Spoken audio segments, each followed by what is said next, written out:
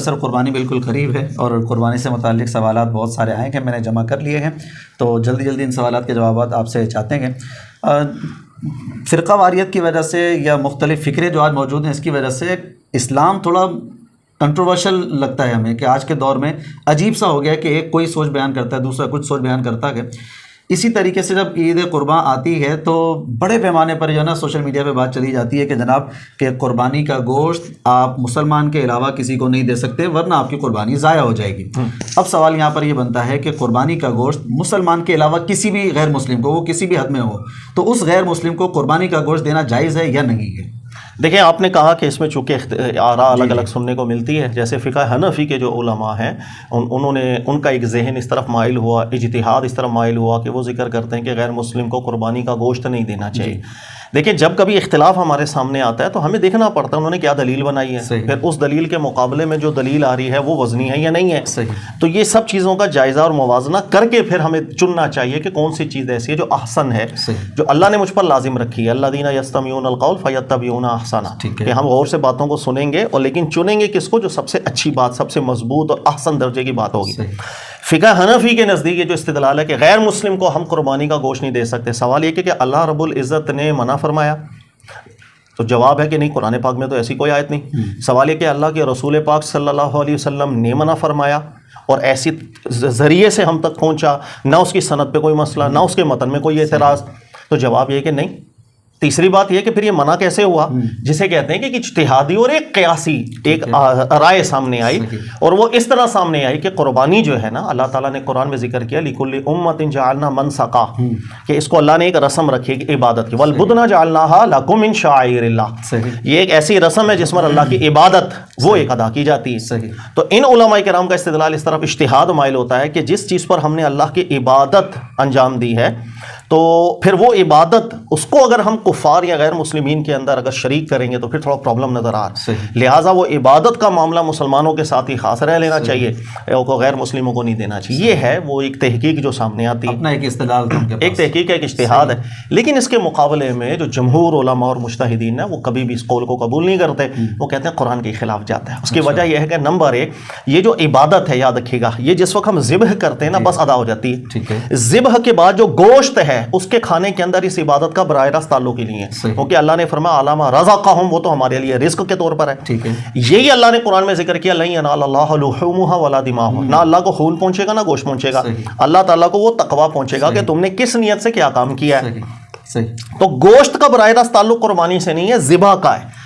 इसी चीज को अल्लाह ने जिक्र किया, वफ़दैनाहु बिज़िब्हिन अज़ीम, अमले ज़िब्ह को अल्लाह ने अजीम करार दिया जिसको सुन्नत चलाया। तो ये फर्क हमेशा ज़हन में रखिएगा। दूसरी चीज ये अल्लाह ताला कुरान में फरमाते हैं कि जिस वक्त कुर्बानी हो जाए मिन्हा, इसमें से खुद भी खाओ, व अतइमुल क़ानिअ वल मुअतर, तो इसके अंदर फिर मोहताजों को भी खिलाओ, और जो लोग जिसे कहते हैं ना कि कान है सफेद पोशो, उनको भी खिलाओ। सवाल ये है, कुरान पाक के इतलाक से इस्तेदलाल करना इतना मुहकम है, खुद फ़िक़्ह हनफ़ी इस चीज़ की कायल है कि कोई खबर वाहिद दर्जे की हदीस भी होगी, कुरान के मुतलक उससे मुक़य्यद नहीं किया जा सकता। जब अल्लाह ताला ने मोहताजों को खिलाने का हुक्म इरशाद फरमाया तो इसमें किसी तरह की कोई कैद जिक्र नहीं की कि वो मोहताज इस तरह मुस्लिम हो सकता है, गैर मुस्लिम नहीं हो सकता।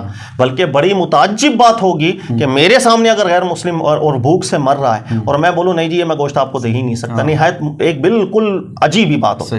अल्लाह रब्बुल इज़्ज़त ने बिल्कुल एब्सोल्यूट हुक्म इरशाद फरमाया कि मोहताजों को आप इसमें से दें, और इसकी कोई कैद जिक्र नहीं की। लिहाजा अगर हमारे पास कोई खबर वाहिद सनद सही की रिवायत आ भी जाती, हम कुरान पाक पर ज़्यादती फिर भी नहीं कर सकते। नंबर दो, मुखालिफ रिवायत आना दूर की बात है, मुताबकत में रिवायत है। अच्छा। बहुत से सहाबा इकराम ऐसे हैं, अगर आप देखेंगे उनसे ये मरवी होता है कि जब वो कुर्बानी करते, ज़िबह करते, तो उनके पड़ोसी हैं अगर गैर मुस्लिम होते तो उनको उसका गोश्त भिजवा दिया करते। तो सहाबा का जो अमल आया वो बिल्कुल कुरान पाक की इस नुसूसात के इतलाकात जो मुतलक है उसकी मुताबकत के अंदर ही आया। लिहाजा जब कुरान एक वाज़ेह दलालत कर रहा है और सहाबा का अमल भी उसकी मुताबकत में मिल रहा है, इसके मुकाबले में हम इज्तिहादात अपने लाएं या क़यास आराइयाँ ले, वो कमज़ोर हो जाती है। इसलिए यही जमहूर उलमा का मौक़िफ़ बेहतर है, मजबूत है, अक़वा है मिन हैसुद दलील, कि गैर मुस्लिम को बिल्कुल गोश्त दे सकते हैं, कि गोश्त से पहले जो ज़िबा हुआ उसका ताल्लुक इबादत से है, ना तो अल्लाह की बारगाह में गोश्त पहुँचता है, या आपका तक़वा है जो पहुँच गया। अच्छा, मेरा अपना यहाँ पे सवाल ये है कि जैसे अल्लाह ने कुरान में ज़कात के मसारिफ़ बयान किए हैं 8, उसमें से एक मसरफ़ है मुअल्लफ़तुल क़ुलूब, जी। यानी काफिर को इसलिए ज़कात देना कि चलो वो इस्लाम की तरफ माइल होगा, आपके अखलाक की वजह से उसकी ज़रूरत पूरी हो रही है, इसलिए कह दिया गया। ज़कात तो बराह रास्त काफिर को दी जा रही है और वो अल्लाह फरमा रहा है कुरान पाक में। लेकिन अब मसला आ जाता है कि जनाब जो कुर्बानी है, हालांकि वो आप जैसे फरमा रहे हैं कि कुर्बानी इबादत पूरी हो गई, अब मसला गोश्त का है, गोश्त एक आम चीज़ है, उससे ताल्लुक ही नहीं है। तो ये गोश्त देना मना कब से हो गया? मतलब जब से ये दो नंबरी या फ़िरका वारियत फैली, जब से ऐसा मसला आया? मैंने अभी जिक्र किया कि एक तहकीक थी फ़िक़ह हनफ़ी उलमा की, हनाफ उलमा की, लेकिन देखना चाहिए। बात यहाँ पर वही आ जाती है कि दो मनहज चलते हैं। तकलीद का तो फिर हमने कुछ देखना ही नहीं, दलाइल पे तो गौर ही नहीं करना, तो हम कहते हैं बस हनफ़ी में मना आ गया तो मना आ गया। देखना चाहिए वो जो बात की गई है वो एक क्या मजबूत इस्तेदलाल पर मबनी है, या कुरान उसकी तायीद कर रहा है या नहीं कर रहा। लिहाजा बिल्कुल गैर मुस्लिम को गोश्त दिया जा सकता है, कोई मसला नहीं। अच्छा, यहाँ पर एक सवाल और है, और ये भी बहुत ही चलता है, बहुत ज़्यादा चलता है। अगर आप इज्तिमाई कुर्बानी में हिस्सा लेते हैं तो आप पहले जाके गौर व फिक्र कर लें कि इस जानवर में किसी बद मज़हब का हिस्सा ना हो। अच्छा भाई, ये बंदा देवबंदी है, ये अहले हदीस है, ये फुला है, ये फुला, अगर ये किसी का है ना तो जनाब तुम्हारी कुर्बानी भी ज़ाया हो जाएगी, उनकी तो हुई नहीं हुई, तुम्हारी भी ज़ाया हो जाएगी। तो ये देखना है, ये सारा गौर व फिक्र करना, किसने इस पर लगा दिया? कोई अल्लाह ताला ने ऐसी पाबंदी नहीं जिक्र की, ना अल्लाह के रसूल पाक अलैहिस्सलाम ने ऐसी कोई भी बात इरशाद फरमाई कि अगर कुर्बानी में 7 हिस्से बड़े जानवर में, उसके अंदर अगर कोई भी एक हिस्सा ऐसे शख्स का आ जाए जिसको मैं अपने ताई बदमज़हब समझ रहा हूँ, तो सबकी कुर्बानी सातों की साथ ज़ाया हो जाएंगी। पता नहीं खालिसतन क़यासी मसला है, और अपना ही क़यास किया गया कि चूँकि ज़िबा हो जाएगा तो ज़िबा मुतजज़ी नहीं होता, तो एक इबादत में सब शरीक। सर अल्लाह ताला ने ऐसी कोई बात इरशाद नहीं फरमाई है, बल्कि जब 7 लोगों के लिए एक जानवर को काफ़ी करार दे दिया गया तो वो एक ज़िबा गोया हर एक के लिए अलग अलग तौर पर ही शुमार होगा। ऐसे ही है जैसे आपने मुकम्मल इबादत की, मेरी तरफ से मुकम्मल इबादत हुई, तीसरे की तरफ से मुकम्मल इबादत। ऐसा नहीं है कि इबादत एक हुई साथ में बट गई, तकसीम हो गई, ऐसा नहीं हुआ। लिहाजा जो चीज़ बिल्कुल कुरान सुन्नत में बयान ना हो अपनी तरफ से नहीं करनी चाहिए। फ़िक़ह हम्बली के उलमा को स्टडी करें या दीगर मौक़िक़ीन उलमा को, सब जिक्र करते हैं कि ऐसा बिल्कुल नहीं है कि कोई इसमें नस मौजूद नहीं कि एक की नहीं होगी तो सब की नहीं होगी। अच्छा, मैं मिज़ाहन एक बात यहाँ पे कर दूँ, हमारे इधर कराची में खारादर का इलाका है, तो वहाँ पर कीमा निकालने वाली मशीन होती है ना, तो वहाँ पे बंदे ने वो लगाई और उसने पोस्टर लिख के लगा दिया, नाम उसने लिया था, मैं नाम नहीं लेता, उसने कहा भाई कोई भी फुला फुला फुला मज़हब वाला है तो वो हमसे कीमा ना निकलवाए, जो क्योंकि तुम निकलवाओगे दूसरों के कीमे में तुम्हारा गोश्त शामिल होगा, उसका गोश्त भी हराम हो जाएगा। सर इस हद तक किसने पहुँचा? नफरत है हमारे दिलों में, अल्लाह ताला निकाले, हम कोशिश कर सकते हैं। मसारिद के बयानात से ये सिलसिला सर शुरू नहीं हो सकता? बिल्कुल ऐसे ही। कोई बदमज़हब आ जाए, हम कहते हैं ज़बीहा हराम है, उसने कुर्बानी की कुर्बानी अदा नहीं होती। मेरे फ़िरके का जो नहीं है तो वो आपके जानवर में हिस्सेदार हो गया, सबकी कुर्बानियाँ ज़ाया हो जाएंगी। उससे अगर आपने अपने जानवर की छुरी फिरवा ली, आपका जानवर मुर्दार हो जाएगा। कसाई है अगर वो भी आपके फ़िरके से ताल्लुक़ नहीं रखता है, उससे भी ज़िबा करवाना हराम हो जाता है। ये सारे वो मसले जो हमारे यहाँ गली गली चलते हैं। अल्लाह से दुआ कर सकते हैं, अल्लाह ताला हमारे दिलों को बदले, हमें एक बनने की अल्लाह ताला तौफीक दे। अच्छा, एक सवाल यहाँ पर और है कि हज पर जैसे अफराद जाते हैं तो वहाँ पर तो वो कुर्बानी करेंगे, अब उनका तकरीबन हर बंदे का ज़हन ये होता है कि यहाँ पर कॉल कर देते हैं और कहते हैं भाई हमारी तरफ से पाकिस्तान में भी या किसी भी मुल्क में कुर्बानी कर दी जाए, तो हाजी एक वहाँ पर कुर्बानी करेगा जो हज की कुर्बानी है, और एक उसकी कुर्बानी उसके अपने मुल्क में होगी। क्या ये भी नहीं, हाजियों पे हज की कुर्बानी होती है, उज़हिया नहीं। उज़हिया ये जो हम घर पे कुर्बानी करते हैं, हज की कुर्बानी, असल में 2 अलग कुर्बानियाँ नहीं है। अच्छा। अगर आप हज पे हैं तो कुर्बानी करेंगे हज वाली, अगर हज पे नहीं है तो आप ये कुर्बानी करेंगे। अच्छा। देखिएगा ये जो कुर्बानी है मैं आपको थोड़ा सा बता देता हूँ, या ये जो 10 दिन आते हैं जिसके अंदर हम कहते हैं कि यार आप भी ज़रा ज़ीनत छोड़ दो, बाल वाल ना कटवाओ 10 दिन, इसका क्या पीछे क्या है तस्वुर वो बता दो। वो ये कि हज एक बहुत बड़ी इबादत अल्लाह ने रखी, और कुरान पाक को जब हम पढ़ते हैं वो मिल्लत इब्राहीमी, और ये जो जगह है इसको शाइरुल्लाह करार देना और इसकी तरफ टूट करके आना इसको बहुत पसंद करता है। एक तौहीद का मरकज़ है, उस मरकज़ को इस शान के साथ रहना चाहिए कि मतलब ऐसा है कि जैसे कोई एक चीज़ बीच में हो और हर बंदा उसके गिर्द घूम रहा है, बेचैन होकर घूम रहा है। तो कुरान पाक या अल्लाह रब्बुल इज़्ज़त की तरफ से आप ये समझें कि हमारे एक मुतालबा है कि उसके दिल में एक तड़प हो कि वो जाए उस तौहीद के मरकज़ में, दीन भी वहाँ से सीख करके आए और शाइरुल्लाह को देख कर आए, इबादत परफॉर्म करके आए।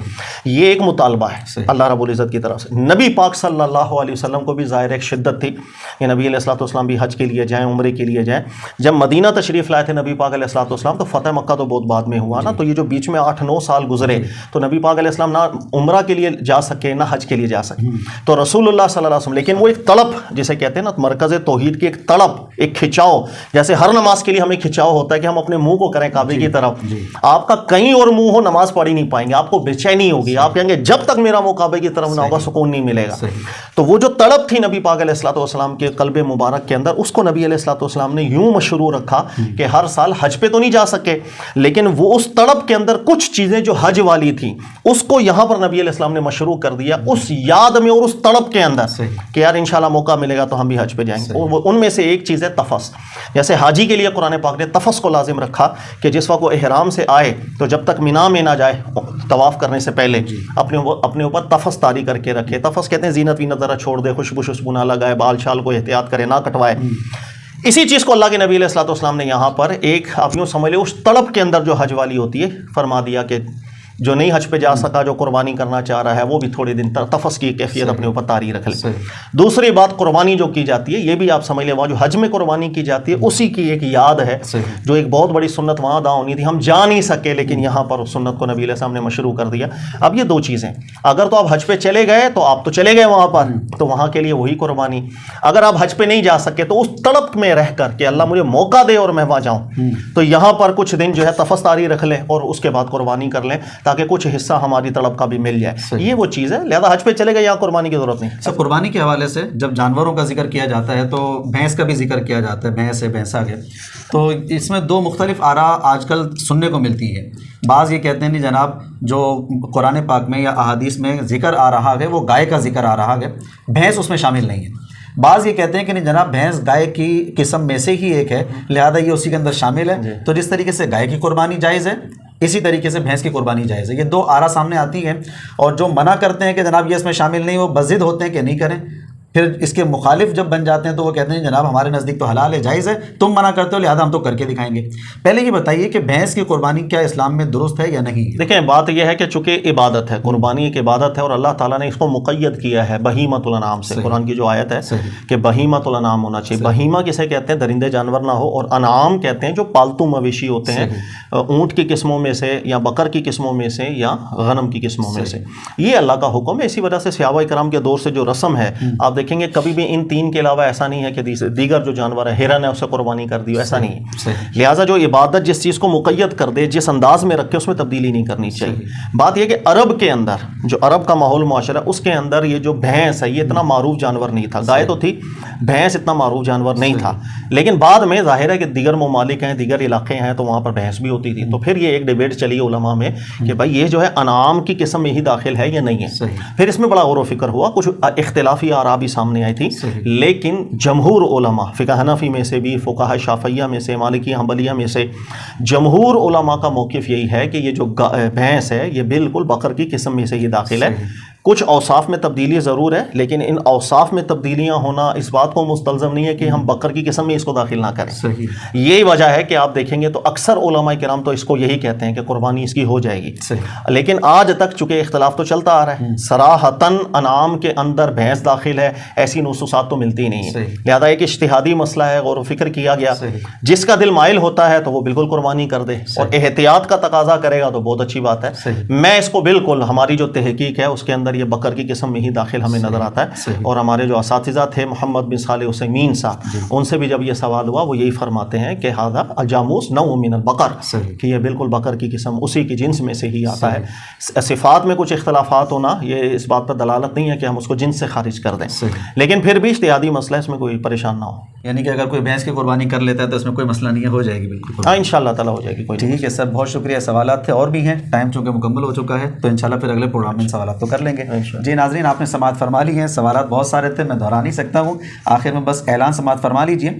एक तो 29 जून से हमारा ऑनलाइन कोर्स स्टार्ट हो रहा है, जिसमें कुरान फहमी और हदीस फहमी के उसूल इस्तिदलाल सिखाए जाएंगे। किस तरीके से हम कुरान को सही तरीके से समझ सकते हैं, अहादीस को सही तरीके से समझ सकते हैं। अगर आप उसमें एडमिशन लेना चाहते हैं तो आपकी स्क्रीन पर नंबर आ रहा है, आप अपना एडमिशन कन्फर्म करवा सकते हैं।